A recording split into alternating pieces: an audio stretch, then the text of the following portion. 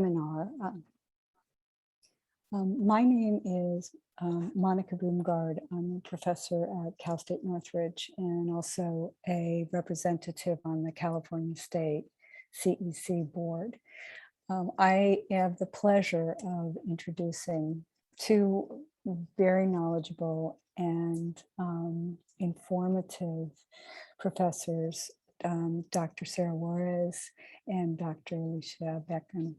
They have come to us with a great amount of practical knowledge that they've been looking at teachers in the field and also how we as professionals in higher education are supporting those of you who are been working extraordinarily hard in some of the most difficult circumstances over the last 18 months. As you can see from the slide, Dr. Juarez is at Cal State, sorry about that, Cal Poly Pomona, and Dr. Becken is at Fresno State. Each of them have extensive experience, both in the field as well as in academia. Dr. Juarez was a special education teacher in the classroom, and she also currently teaches within the teacher prep program at Cal Poly Pomona. Dr. Becken comes from a slightly different bent, and I think seeing both of these women speak to teacher burnout and what we can do to really take care of ourselves in the field. Dr. Becken comes from psychological and mental health expertise. So I'm going to do one piece of housekeeping, and then I'm going to turn it over to these two extraordinary people. What I'd like to let you know is this webinar is being recorded. Post maybe within the next week or so, we'll be sending you out a SurveyMonkey to give us some feedback in terms of how you felt the information as well as the pacing of this particular webinar went. As a little bit of a come and do that, where you'll be entered into a raffle. So without further ado, I am going to give over the mic to Dr. Juarez and Dr. Becken. Thank you very much, ladies, for being here. Thank you, Monica, for that beautiful introduction, and welcome everyone. Again, thank you for just attending this particular webinar. I think it's so timely right now for all of us. So before we start out, we just want to welcome you, but we also want to let you know that this is an interactive presentation and it requires a lot of audience participation, okay? So before we get started, we would like to do a pulse check. So if you look on the screen, you'll see that it says stress self-check on a scale from 0 to 10, all right? 0 being I'm in a good space and I'm able to focus today. And then 10, I can't really manage my emotions or behaviors right now. And so what we're going to do is just have you just put a number in the chat, and then Dr. Juarez will take a look at it and we'll have some brief discussions around it. One thing why we choose to use techniques as this is it's also a tool you can use in your own classroom. When you want to check in with your students to see how they're doing, do a little self-assessment to get the day started. So let's see if we get anyone to put, and please respond to everyone. Okay. We have 3 5s. Okay. Yeah, Dr. Beckton, I like to share with students in my class that my baseline is usually a 3 or a 2. Oh, so I try to like normalize some of that, you know. Usually I don't know if I've been at a 0 or a 1 ever. So I try to say, you know, when I use this with my my pre-service teachers in my classes, I say my baseline is usually a 3. and that's okay. So yeah, we have a couple in there. Cool. Yes, yes. Yeah. And you can always change the scale too, right? And so it Mhm. fits the descriptions that best fit your students. So this is just one of those techniques that we wanted to share, and thank you for participating. I think we had one more pop in. Okay, so number 4. So we're all under 5, right? And 5 is something that's bothering me, but I can still focus, right? And that is our reality at times. Like I'm here, but there's some things that's still going on. And so hopefully today, as we go throughout these self-care strategies, you're able to leverage something from this presentation. Okay. And one more thing just before we get started. Again, we want to know who's in the virtual space today. Specifically, please share your role in the chat box. This helps us as we go throughout the presentation, as we're sharing examples, just to really target your particular role. So if you're a special education teacher or an intern, general ed teacher or intern, administrator, teacher candidate, university faculty members, please share. Paraeducators.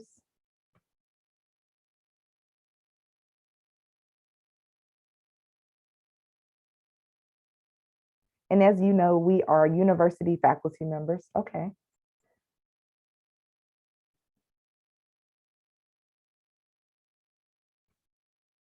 Okay. So we have administrators here. Wonderful.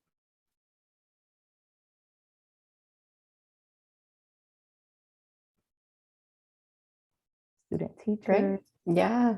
A faculty member. Great. You could share in a chat box or in the Q&A.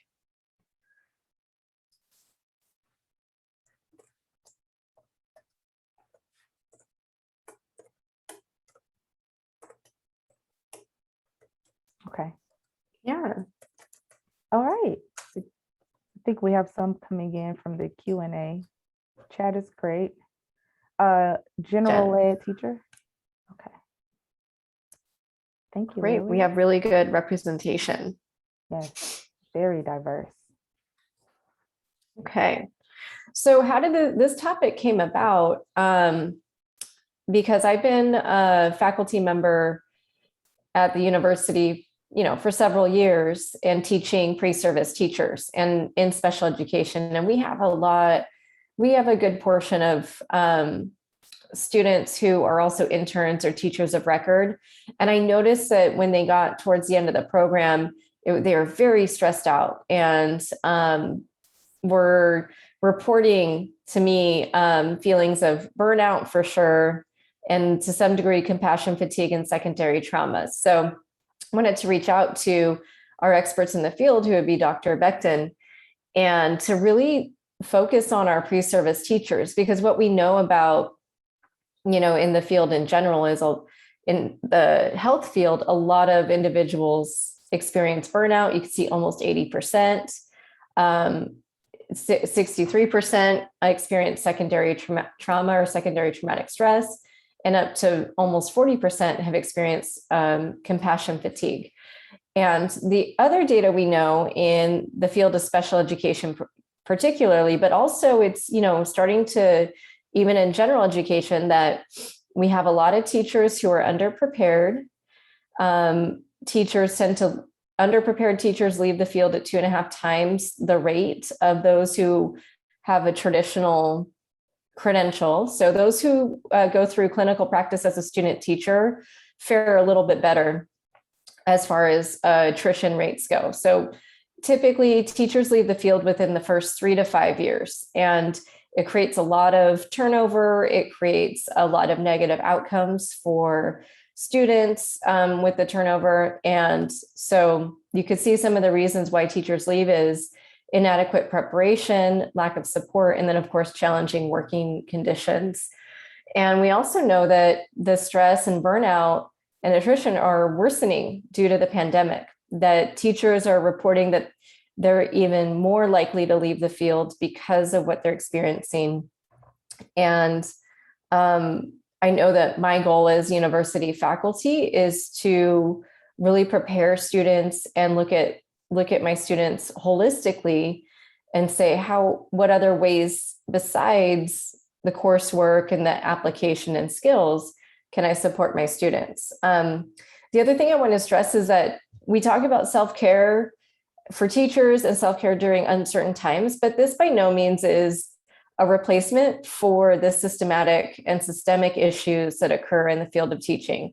So, it's not a replacement for improved working conditions. It's not a replacement for better support from administrators and targeted professional development, but it is something that as individuals, I think we all need to be more aware of how our positions can affect us and some of the strategies that we can use to support ourselves and improve our own wellness and mental health. So one of the first constructs that we look at is compassion fatigue, and it's defined as the process through which the therapist's inner experience is negatively transformed through empathic engagement with clients' trauma material.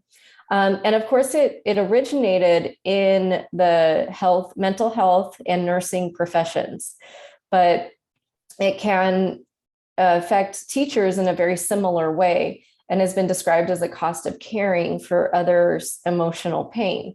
As teachers, we're often in a way first responders to students who experience very stressful situations and who experience trauma, and then that can affect us as well. So there's different signs of compassion fatigue that differ from burnout that we want teachers to be aware of. And some of those are listed there, such as hypervigilance, suspicion about people's motives, difficulty sleeping or having nightmares, intrusive images, anxiety, numbness, and inability to experience pleasure. So those would differ from traditional burnout that we also might feel. So another construct that we look at is secondary trauma, as you've heard. So being an educator normally comes with its own set of stressors and anxieties. But in the midst of a pandemic, students and teachers may be experiencing traumatic situations, and they may be heightened than ever before, right? So we know that trauma is this emotional response to a terrible situation and potentially life-threatening event. Like you think about car accidents, natural disasters, some individuals who may acquire a disability. And yes, now we're going to put the pandemic on top of that. All right. So we're gaining additional knowledge and working with students specifically who have experienced trauma. We're becoming well-versed in social and emotional learning. But what happens when we begin to experience similar symptoms as our students, right? And that's when we get into secondary trauma. It occurs when an educator or a helping professional relates to someone who has undergone a traumatic event or a series of traumatic events to the extent that they begin to experience similar symptoms, all right? The difference between secondary trauma and vicarious trauma, because you'll hear individuals use those terms interchangeably, is that secondary trauma can happen suddenly during an initial contact, an initial session, while vicarious trauma is more of the response to this accumulation of exposure to the pain of others. And when you think about what Dr. Juarez just mentioned in regards to the cost of caring, right? I think we all can relate to that, all right? So when it comes to a teacher who's experiencing trauma, you think about it. What are some things they can do for themselves, all right?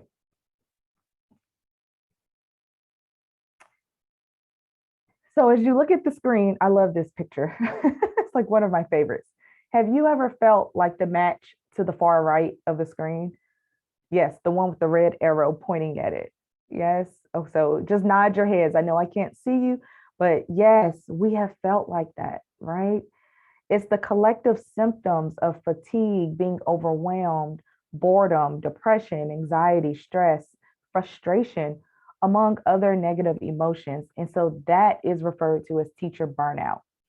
So while these may characterize any educator who has, let's just say, hit their limit, the condition most commonly affects classroom teachers who tend to deal with those day-to-day student interactions, all right?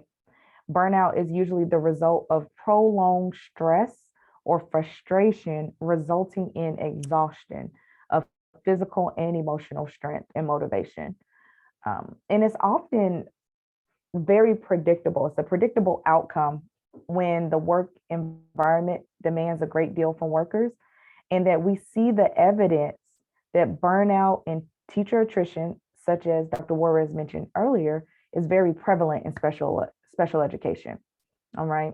So just keep that in mind. Authors have cited isolationism as another factor, the volume and complexity of paperwork, IEPs, all of these really play into this particular construct of burnout.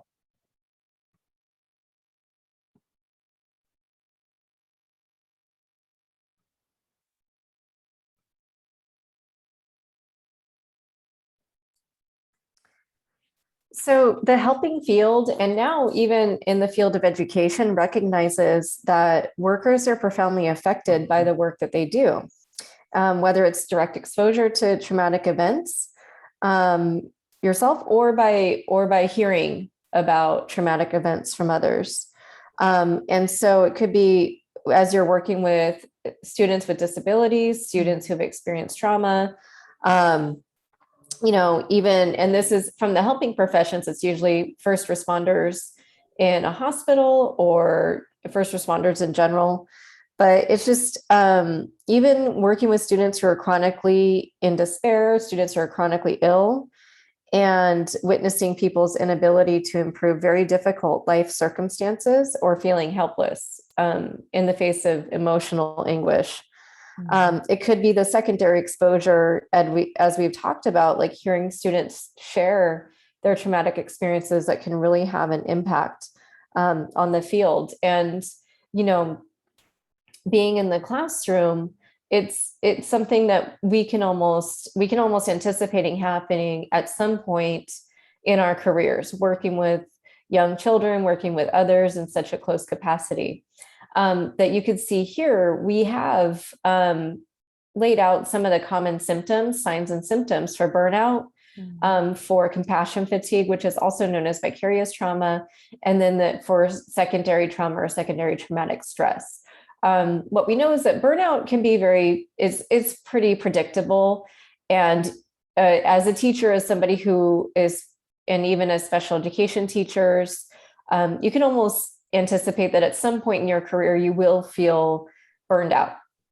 And you could see the different signs and symptoms of how it can affect you. And that typically the remedy might be time away from work to recharge. It might be a change, like a positive change in your work environment.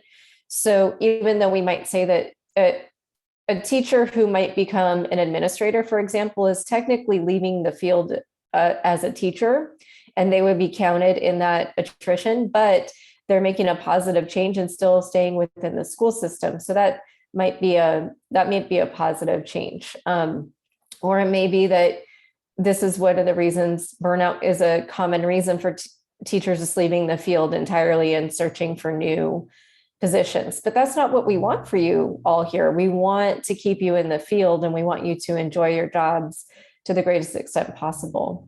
The other signs and symptoms to be aware of are related to compassion fatigue and secondary trauma, which are a little less predictable, but they can be more serious in how they affect your health and how you interact with others. And so the one thing that we always say first, and we'll talk about this a little later in the presentation, is to make sure that you are seeking professional support early. You don't want to wait until symptoms interfere with daily functioning. So from the very get-go, we do talk about contacting individuals in the field of mental health, seeing what benefits are available, and making appointments for yourself to make sure that you're accessing the professional help before it becomes a major issue that like related to more serious health problems or more serious life dissatisfaction. All right, so I love this. It is not even the end of year teacher tired. And how many of you are here? Like, it's not even, it's October. Although I will say October is like one of the hardest months as a teacher because there's no holidays from essentially usually a Labor Day holiday until Veterans Day. So October is the hardest month and you do feel like you're at the end of the year. So we have this interactive piece of what's one word that comes to mind for you when you think of self-care, and share with us in the chat box.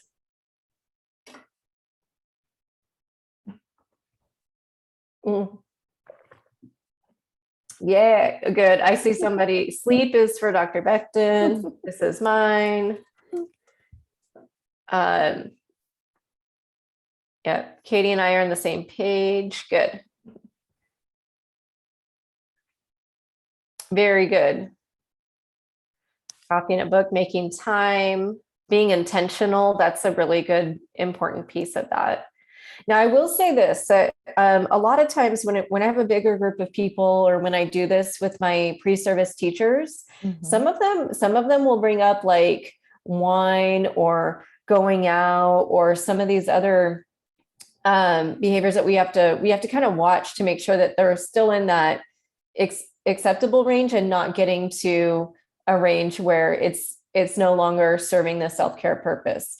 The other one that we get often might be, sometimes I get responses about a spa day. And I think that's the biggest misconception about self-care often, is that it's this idea that you get a whole day away to yourself, that you have to spend a lot of money to engage in self-care, that self-care is, that self-care is something for people of means or with privilege. And I just want to make sure that I think those are misconceptions about self-care.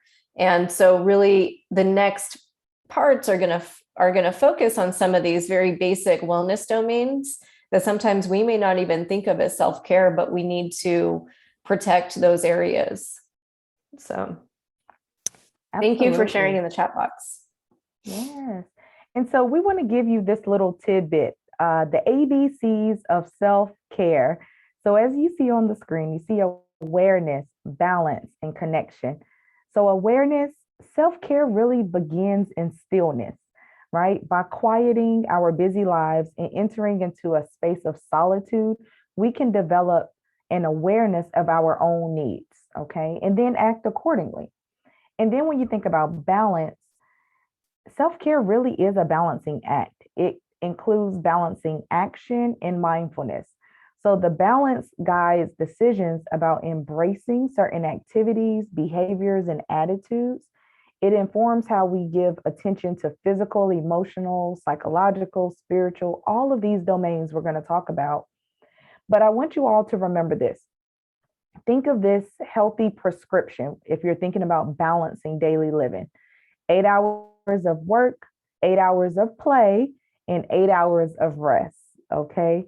Try to get as close as possible to that balanced daily living prescription and then see how it works out for you.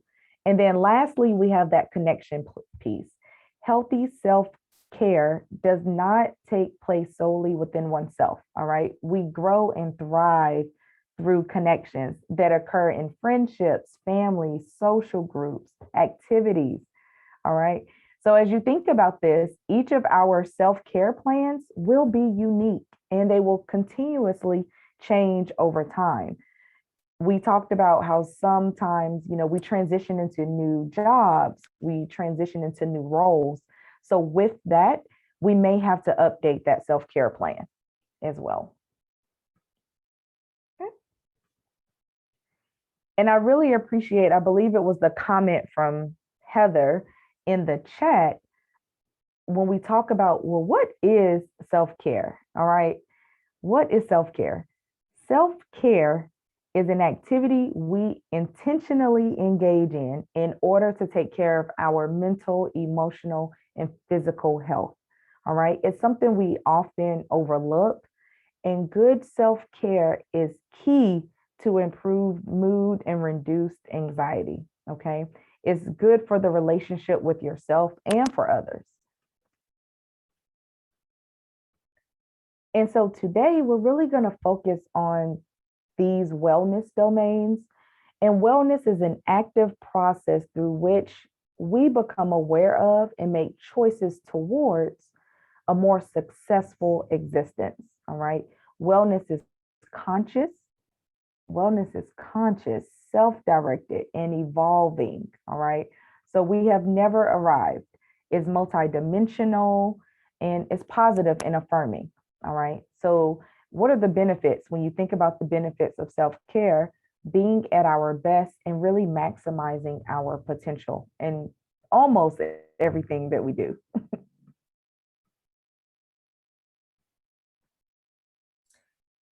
Okay, so one of the first ones we wanted to address with this in this webinar is the idea of occupational self-care and teachers' anxieties about returning to the classroom. And I think this is it's very real. It's still a very uncertain time of where most schools, I believe, are returning to in-person instruction. But there's still some uncertainties with exposure. We might not feel as comfortable being exposed to individuals after being many people working from home for a good portion of the 2020 academic year. Mm-hmm. So we wanted to share some strategies for teachers, particularly, such as setting up a wish list of items like on common shopping platforms. Maybe Amazon has a wish list, and if you needed extra materials for your classroom to help out, that's a good way to get started. Always check with your districts about what cleaning materials, for example, that you can request. Especially if districts should probably be providing a lot of PPE and conditions to help keep your costumes clean, but maybe it's not quite enough to make you feel comfortable. So keep in mind the wish list of items from Amazon or other retailers. We want to acknowledge that you might be feeling stressed and anxious about returning to the classroom or being in the classroom on a daily basis, and that's okay. And that's a feeling that should be acknowledged and validated. So, and reaching out again for support on how to best navigate that change for returning. We want to make sure you provide clear information to families as early as possible. And I think family communication is always important, and even more so right now, to kind of keep families engaged. I know maybe in some districts, like in my son's district, they're not allowing in-person parent volunteers. So, my son started kindergarten this year, and it makes me a little anxious to know how he's doing, what's going on. And so communicating with the teacher really helps with that. And I think as teachers, if we could be proactive with communicating all the information of what's going on, COVID related, school related, is really helpful. I think we're still some folks might still be relying on Zoom for meetings. Maybe your BITSA induction is still through Zoom, and you might need to step away and get walking. So maybe if you could put in some headphones and participate by talking and listening, if you don't have to take notes. And I've always recommended taking a Zoom meeting for a walk. It actually feels good. And I tend to focus a little bit better if all I'm doing is listening while walking. I don't get distracted by other stuff on my computer. And then know your limits, we'll talk a little bit later about establishing some boundaries, work boundaries. And then there's links on here. So if you notice the QR code, if you haven't already, I noticed some people have joined on the resource guide. That QR code will give you all the links that you see in our presentation will be on that resource guide, so you can access it. One of the other things to be anxious about is resources to support students as they return. Social emotional learning, and it's almost like you have to really take a little bit more time to focus on procedures. I'm big on classroom organization and teaching appropriate behaviors, reinforcing appropriate behaviors, always revisiting and redirecting. My background, of course, is in effective behavior management. And we all know that positive behavior interventions and supports are way more effective than any punitive responses or consequence-driven systems. So one of the things to really focus on is that social emotional learning piece, and maybe additional professional development with managing your classroom, setting up you're gonna have to think about new procedures. You probably have to continue to teach and reinforce and redirect mask wearing in your schools. So there's a lot of new pieces to consider when you're supporting students. So you'll see that there's several resources that I looked up. I made sure that they were vetted and reliable. And one of them, for example, is After a Year of Trauma for All, how can we discipline more fairly? So looking at issues of systemic racism and discrimination with discipline policies. I thought that was a really great article. There's an SEL roadmap for reopening schools. Just really great resources to check out on there. And some related to trauma-informed teaching strategies and practices. And then some of my favorites are IRIS modules. I'm not sure who on here has learned using an IRIS module, but they're great free resources on effective evidence-based practices and how to implement them in your schools. They have videos, they have interviews, they're very engaging, and usually can be completed within usually no more than 2 hours for each module. So check out that resource guide, bookmark it. Maybe I think you can print it out, download it to your computer, and lots of links there. Thank you. Yeah. So just a few other strategies, and I know that I'm gonna pick up just a little bit. So with the occupational self-care, this is really for those learning and working from home, all right? So many of us are still working from home and engaging in more hybrid activities. So now what, right? We can establish routines such as stretching during the 15-minute breaks, as Dr. Juarez mentioned, getting up, going for walks, trying not to send emails. I always tell my students, take your break, step away from the computer, cut the camera off, and go and really enjoy your break. Grab a snack, enjoy some nourishment, whatever you need to do. So I often remind them of this because one thing we don't do, as you can see, is really step away, right? Take that break in between meetings, give your eyes a break. And so this really spills over into those boundaries, right? We want to continue to set boundaries and make sure that we're engaging in some sort of physical activity to get us moving, which we'll talk about more a little later. But one of the things that Sarah and I have put into place most recently is our end of the day ritual, right? And as you can see, Sarah's end of the day ritual is silly playtime with her son. So anything silly, right? And then mine is actually family dinner with a lot of jokes. Probably isn't the best practice to teach our little one, but it seems to be effective because we get to sit down, have dinner together, talk about our days, but it's fun and it's very light. And so I have grown to enjoy that, which means I never miss family dinner, right? Never, ever, no matter how I need to maneuver my schedule. So those are part of our setting our boundaries, but also practicing occupational self-care. Yeah, true story. That's truly the size of my cup of coffee in the morning. So the first wellness domain, the second one we talked about occupational, but the one that I usually address first with my pre-service teachers is physical self-care, and we break it down into sleep, eating better, and physical activity. I always review with my pre-service teachers, like, what do we know about sleep? What does science tell us? And science says that 7 to 9 hours on a regular sleep schedule is pretty much the goal for productivity, for helping manage your own stress levels. It helps, having a good sleep schedule helps us manage the production of stress hormones.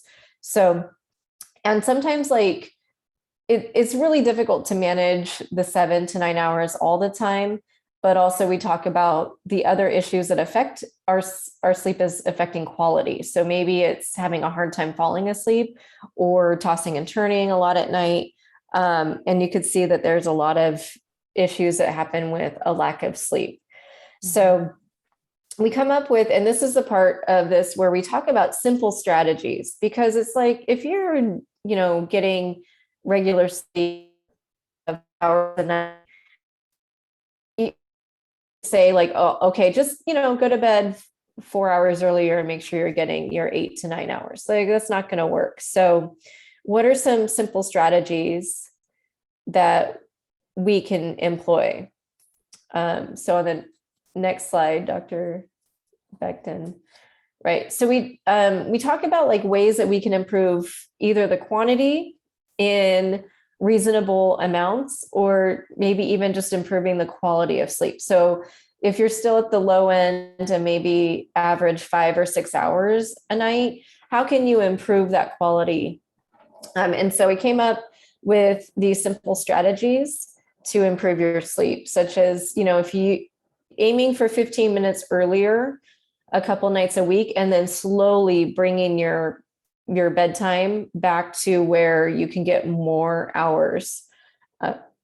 One of these that we talk about is watching a comedy before bed is, according to science, it's better if you're a TV watcher before you go to sleep, like I can be.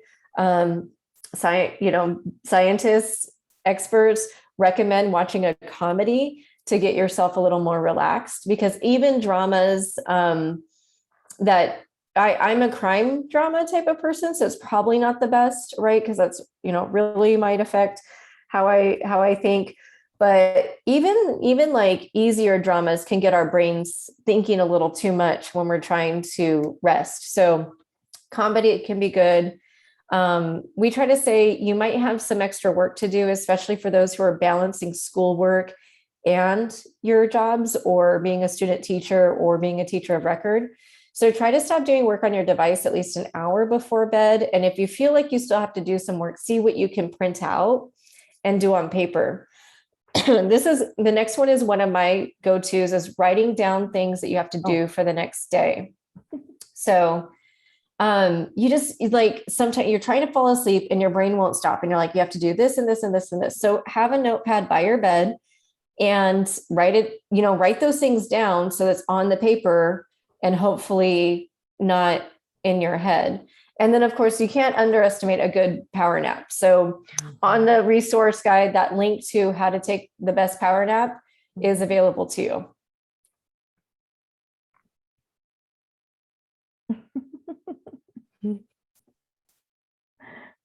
This is your teacher Lunchable.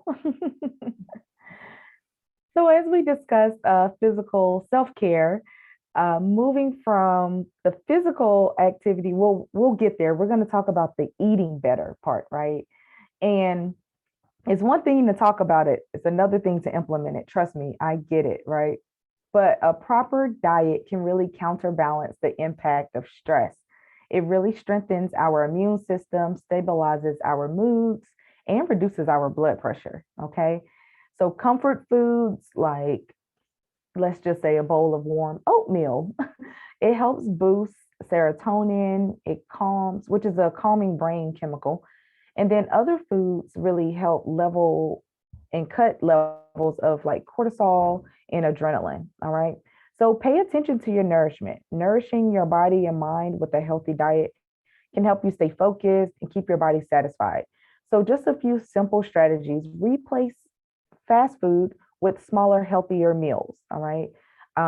Every 3 or 4 hours, and stay hydrated. Skipping meals can deprive your body from energy and cause dehydration, all right? So despite popular belief, carbs do prompt the brain to make more serotonin. So a lot of times you hear people say, oh, I'm not eating any carbs whatsoever. So there's some other negative effects of doing that as well that you should definitely look into. But choose complex carbs, right? Which can help you feel balanced and stabilize your blood sugar levels. So those are just a few things.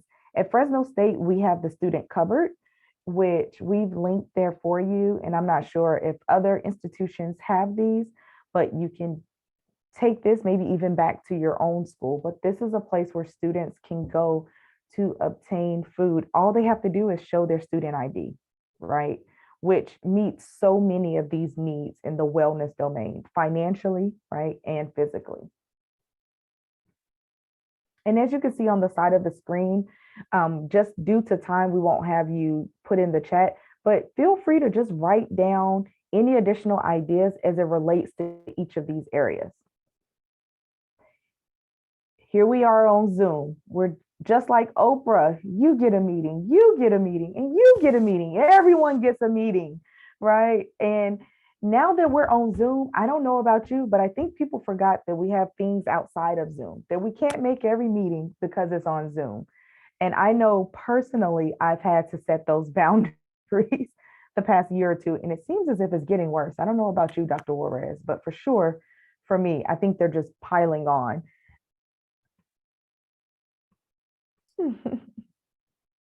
Yeah, like this idea that we're available most of the time. And that we do cover that too, about setting boundaries. Yes.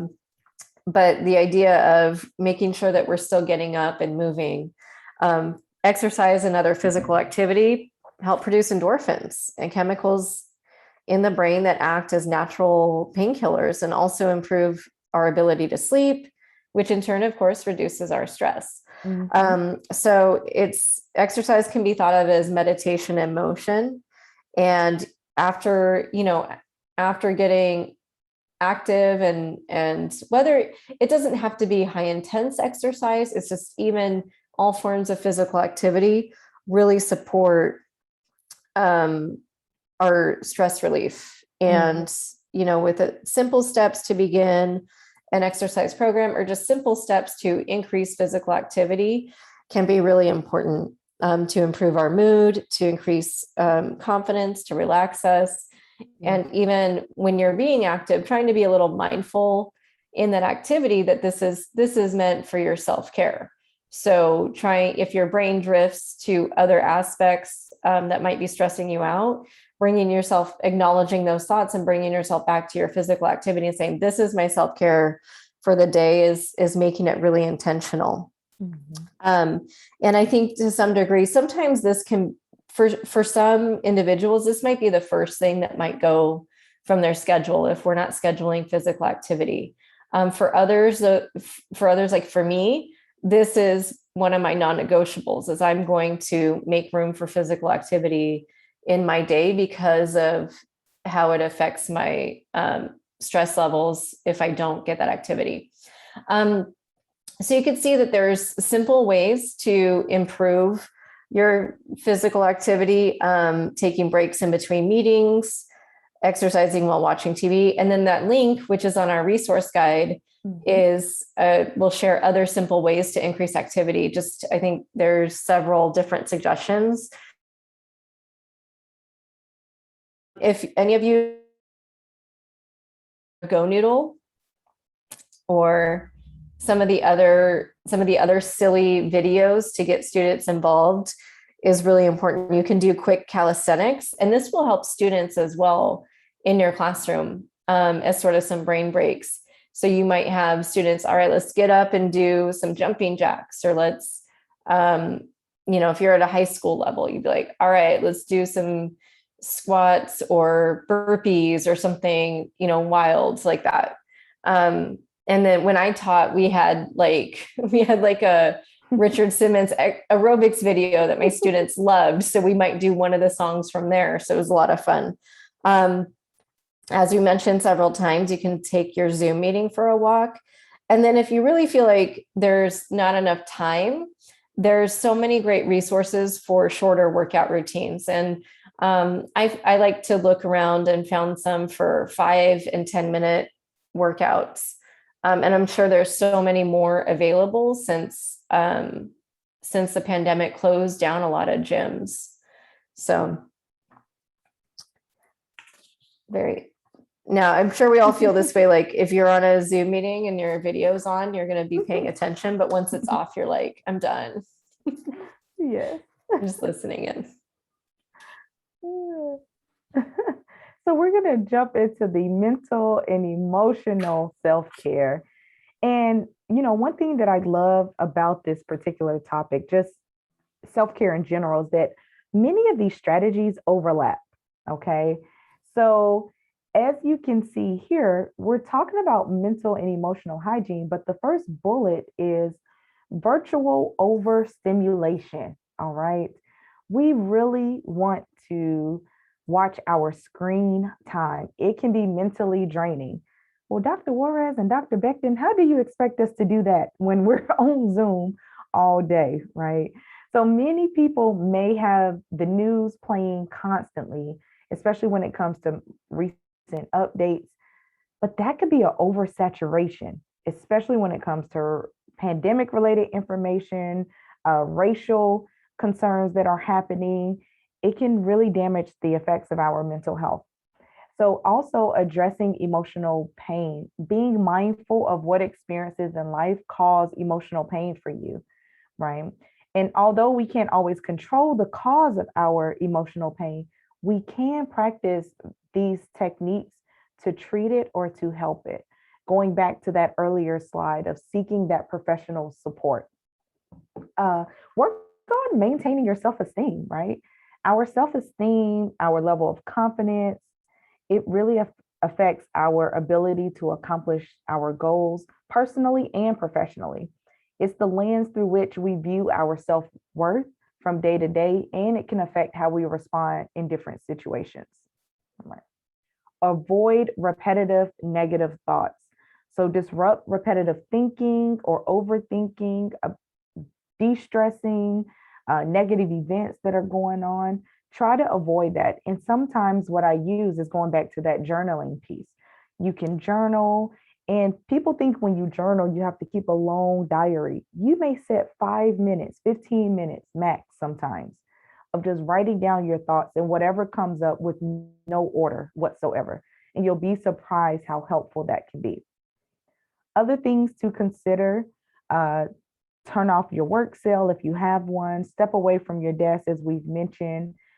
Also look at Brene Brown, if you haven't looked at it, The Power of Vulnerability, right? Sometimes we think that being vulnerable is a sign of weakness, but it's actually a sign of strength, right? So if you have time, just YouTube The Power of Vulnerability if you haven't seen it, by Brene Brown.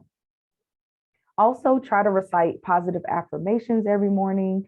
You can try meditation. And what I like to tell clients I work with and my students is put all of these tools into your toolbox. And just like your real toolbox, you pull them out when you need them. You try them. It's like, this one doesn't fit, so let me try something else.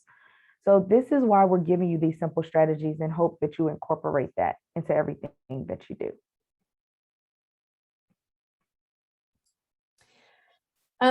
This is an activity that I like to do with my pre-service teachers, like maybe as an icebreaker to one of our class sessions, especially now around midterms, for those who are still in school, where we sit down for a couple of minutes and we say like, all right, take some time, take 3 minutes, write down everything that's stressing you out.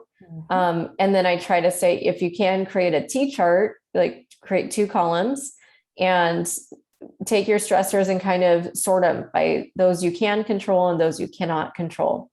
And then we look for solutions for the stressors that we can control, such as breaking down our daily tasks in other ways. And then we discuss, how can the stressors we cannot control, how can we control how we react to it? And what's funny is like, and it's really true right now, where I have students who are baseball fans, right? And so October is always some playoff season, and we were doing this activity and one who was like super stressed about a Dodgers game and and I'm like, well, can you really control that? So for any of those baseball fans out there today, we really cannot control the outcome. Enjoy the game, and remember, visualize like how your reactions can be different. And that's just a lighthearted example, but a lot of things that can stress us out that we really cannot control could be is related to what's happening in the news, for social issues. It could be interactions and relationships on our school campus that we really don't have a lot of control over, but we can control how we react to that. So keep this activity in mind to really support how to manage your stress levels.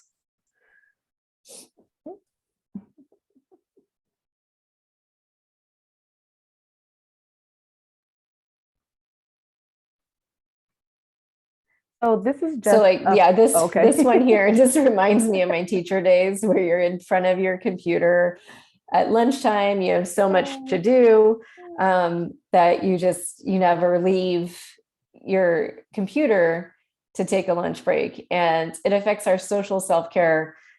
When you are a teacher on a campus, you want to get out of your classroom, even though it feels impossible sometimes, and find coworkers who you trust, that you enjoy their company, to have lunch with. I think that's kind of the most important. Some stressors we cannot control can include that teacher's lounge and that teacher's lunchroom. So you want to make sure you form solid relationships with your colleagues. Yes, and maintain those human connections is so important. And all we hear is social distance, you socially 6 feet apart, right? But we still want to be innovative in what we do. I always share that I love my monthly family game nights. We're not flying from the East Coast to the West Coast as much as we used to, but we're still having those interactions. So a few strategies that you see here, think about your external strategies versus internal. External, some people use electronics, like I just mentioned, to stay connected, spend quality time with people they love. Then you think about the internal strategies for maintaining connection, right? Recognize how you are protecting others by protecting people close to you, especially when we're wearing masks and so forth. Identify friends and loved ones in your life who you also may be protecting by making some of the decisions that you're making, right? So those are some of the internal strategies that were coming up in the literature. Also, we encourage you to try to stick with it. Make sure, we usually think about the physical piece, financial, occupational, but we want the social piece to be just as prevalent in everything you do as the other wellness domains. And we're going to talk a little about some SMART goals and a few other strategies before we wrap up.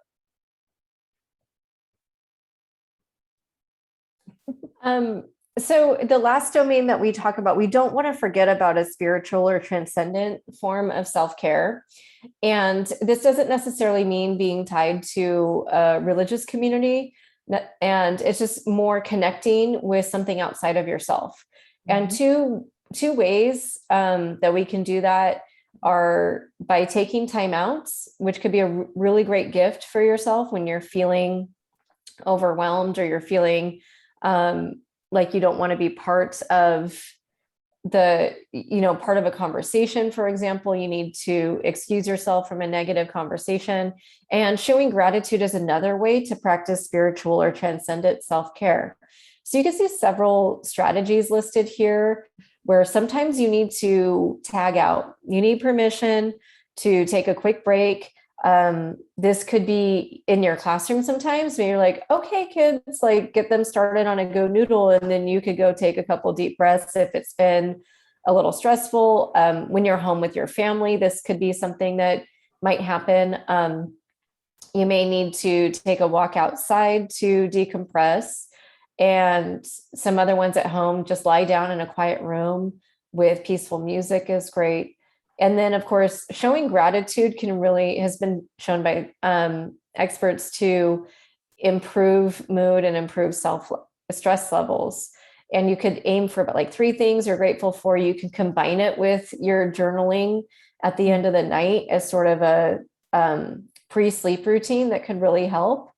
And then some of the things too is just writing down recent accomplishments or achievements. And so we invite you in the chat box, if you want to share a recent accomplishment, go for it. Like celebrate yourself. And it could even be, I tell my students sometimes, you made it to class today. You made it. That's an accomplishment. And, you know, we're so happy you're here to have you. So those are just 2 simple ones. The other strategies, of course, are being connected through reflection, mindfulness, meditation, or prayer. We linked on our resource guide some meditation apps. I know that Mind Yeti is one that's available. I don't know if it's available right now, but I know that there's kids meditation apps that you can incorporate into your classroom. So you do these mindfulness and meditation strategies with your students, and you're supporting their mental health and social emotional learning at the same time. Connecting with nature is great. Creative ways. Anyone who has a creative hobby is kind of ahead of the game in the transcendent strategies, such as drawing, painting, writing, gardening, baking, or cooking. Any of these where you express yourself creatively is connecting spiritually.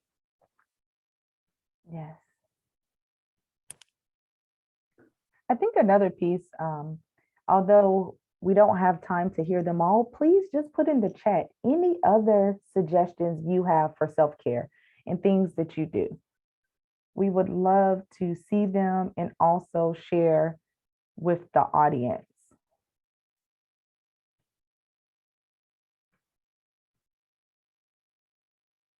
Yes, so we just presented a ton of different strategies in many different domains. And what we want to emphasize here is that, you know, we're all busy. We don't want to make self-care stressful if we don't want to add to the stress. So what we would like you to think about is creating SMART goals. And the reason why we have students focus on creating SMART goals in my class when I go over this, or for you in the webinar, is like a lot of times we'll come up with, all right, I want to eat healthier. And it's really hard to achieve that if it's not specifically defined. So you want to make sure it's specific, which in this case could be cook dinner at home, measurable and achievable 3 times this week. Because if we're really busy and we're not cooking at home, you know, 6 days a week, then by reducing it, we can't be expected to cook at home like every day if that's not where our baseline is. And so achievable is important, results focused, and time bound. So you want to make sure you have all of those in there. And there's a couple of good examples for you. But just kind of think about one of the areas where you'd like to improve. And before you take off, or after we end the webinar, write yourself a SMART goal and just using one of these simple strategies in one of the domains that you might think, man, I'd like to improve this. And then share it with somebody or your fur baby or a plant, and type it out. So it's really important to take some of this information and turn it into something that would be useful for you. So if our recommendations are for teachers, is developing awareness. How much of this spoke to you about some of the signs and symptoms? And of course, reach out for support. That's key. Don't wait until you get to a point where you're so dysregulated, you're behind in so many things that you just feel too overwhelmed. Reach out for support now. Have a system set up, and of course, be smart and make a plan for self-care, and think about all the different areas that we covered today that encompasses self-care.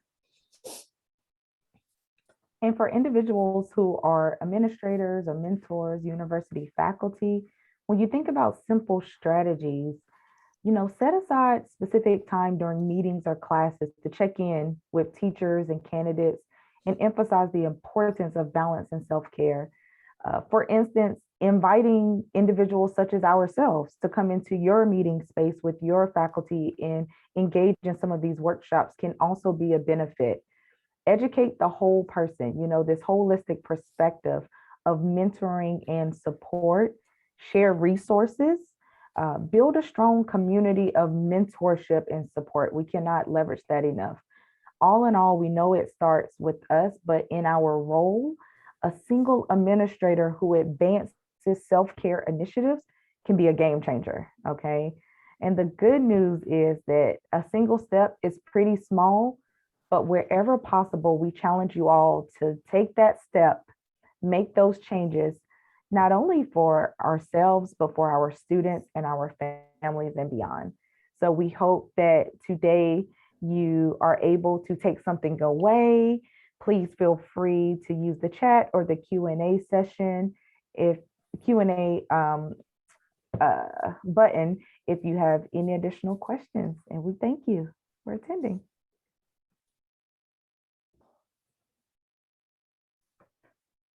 You're welcome. Thank Okay. you. Yeah.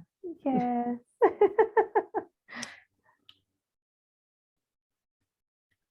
Thank you so much. We appreciate it. Thank you. Thanks, Shirley. Thank Peace. you. I love it. I love the emojis, Shirley. Thank you. And before people break away, just keep in mind, please watch out for your email for a link to the evaluation. And thank you again for attending. Have a wonderful evening.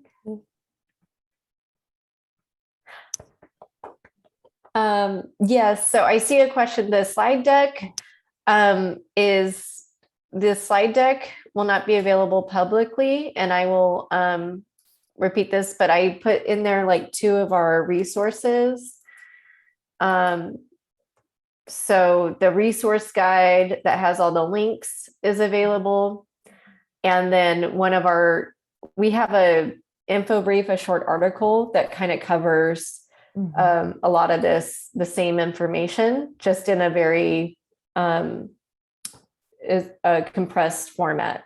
Like, it's a nice info brief to take with you. Yes. Awesome. Thank you all. We appreciate it. All right. All right. And I think John will stop the recording.